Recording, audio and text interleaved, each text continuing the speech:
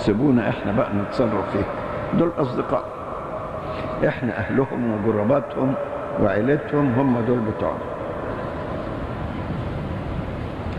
فاختلف الاثنان في موتهما وفي موضوع الدفن، واختلف بعد الموت.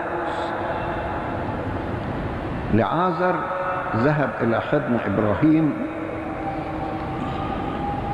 يعني عاش مع القديسين والأبرار في كورة الأحياء وكان يتنعم هناك.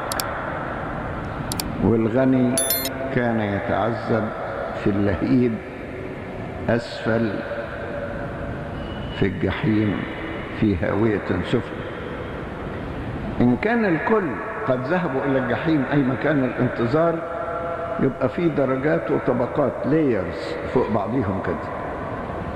الغني كان في الطبقة السفلى اللي من تحت فيها العذاب، والأبرار كانوا في الطبقة العليا اللي ما فيهاش عذاب.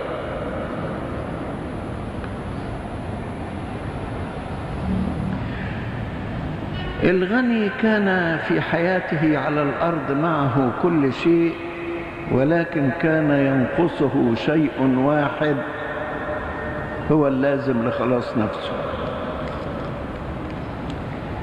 اللي هو الرحمة والشفقة والإنسانية والعطف والحنو.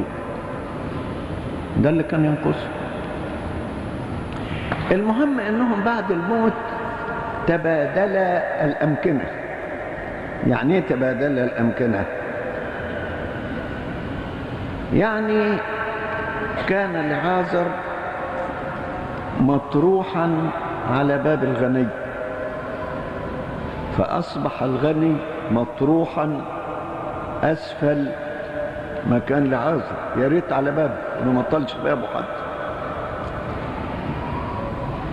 ما طلش بابه لأنه لم يحسب حسابه، فراح تحت ورفع نظره لفوق وشاف. لعازر كان يشتهي الفتات الساقط من مائدة الغني، فأصبح الغني هو الذي يشتهي قطرة ماء يبل بها لعازر أصبعه عشان يبلل لسان هذا الغني المعذب في اللهيب. يعني الحالة اتغيرت واتبدلت. لعازر كان يتعذب والآن يتنعم، الغني كان مرفها والآن يتعذب. لعازر كان يتسول، يعني يطلب من الآخرين، فأصبح الغني هو الذي يتسول الآن.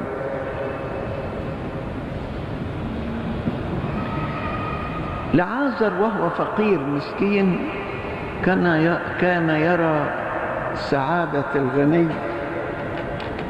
وهو ليس له شيء. دلوقتي الغني بيرى سعادة لعازر في أحضان إبراهيم وهو ليس له شيء. الحالة اتغيرت. هنا يرينا الكتاب إن الغنى أخطر من الفقر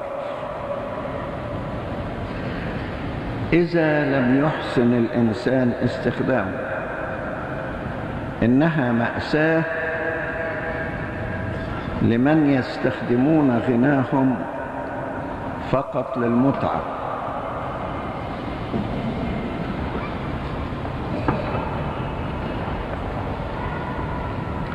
ولا يهتمون بالآخرين.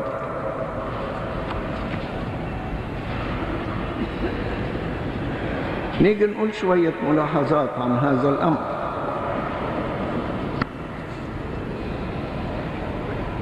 الغني عوقب ليس لجرائم ارتكبها، بل لأنه لم يفعل خيرا.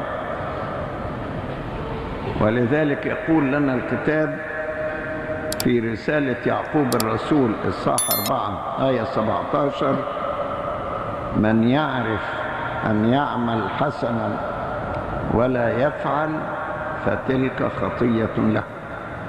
وهنا نأخذ درسا عن إيجابية الحياة الروحية. ليست الحياة الروحية هي مجرد سلبيات، لا تفعل كذا ولا تفعل كذا ولا تفعل كذا والبعد عن الشر، لا، إنما لها إيجابيات في عمل الخير. ولذلك قيل عن أيوب الصديق إنه كان رجلا كاملا يحيد عن الشر ويفعل الخير، يحيد عن الشر سلبيا ويفعل الخير بإيجابية. درس تاني ناخده من القصة دي قول السيد المسيح: من يجد نفسه يضيعها، ومن أضاع نفسه من أجل يجدها. الغني افتكر أنه يجد نفسه في هذا النعيم وهذه الرفاهية وفي لبس الأرجوان والحرير، فضيع نفسه.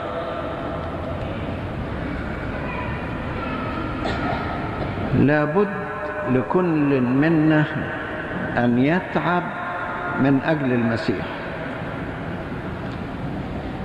لا نطالبكم بمستوى التعب الضخم الذي عاش فيه لعاذر، لكن على الأقل لابد أن توجد بصمة الصليب على حياة كل واحد، بصمة الصليب كما يقول بولس الرسول في كورنثوس الأولى 3: كل إنسان سيأخذ أجرته بحسب تعبه. في القصة بتاعت العاذر تورينا أن التعب سواء كان بإرادتنا أو بغير إرادتنا. طب اللي بإرادتنا ده ناخد أجره لأن احنا تعبنا بإرادتنا. طب واللي بغير إرادتنا ناخد أجر ليه؟ لأن لعاذر على الرغم من أن تعبه كان بغير إرادته، أولا لم يتذمر على هذا التعب. ثانيا كان قنوعا بما فيه، بل أيضا قنوعا بما يطلب الفتات. وأيضا لم يكن يكره الغني ولا كان يحسده ولا كان يدينه، وإن كان يشتهي الفتات الساقط من مائدته. الله أعطانا الخيرات الأرضية ليس لكي نمتع أنفسنا، وإنما لكي نرضي بها الله ونسعد الناس. فكل واحد يفكر ما أعطاه الله من خيرات بيحاول به أن يسعد الناس ويرضي الله. كمان هذه القصة تعطينا معنى آخر، إن مش بس الغنى في المال، يعني حتى لو الله اعطاك غنى آخر في المركز، في السلطة، لا تستخدمه من أجل إرضاء نفسك، وإنما من أجل إسعاد غيرك. أعطاك الله مواهب، لا تستخدمها من أجل إرضاء نفسك، بل من أجل إسعاد غيرك ومن أجل إرضاء الله. كيف نرضي الله وكيف نسعد الناس. يعطينا هذا المثل فكرة عن الجسد والروح في حياة كل من الغني والعازر. الغني اعتنى بجسده في الرفاهية وفي الأكل والشرب وفي اللبس، ولم يعتني بروحه.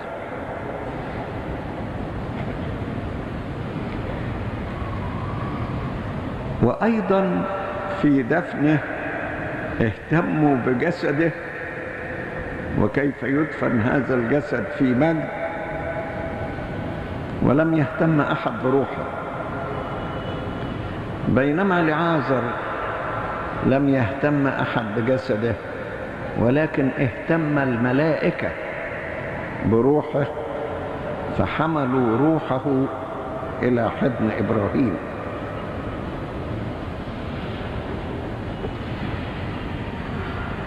إبراهيم قال للغني رد على طلباته.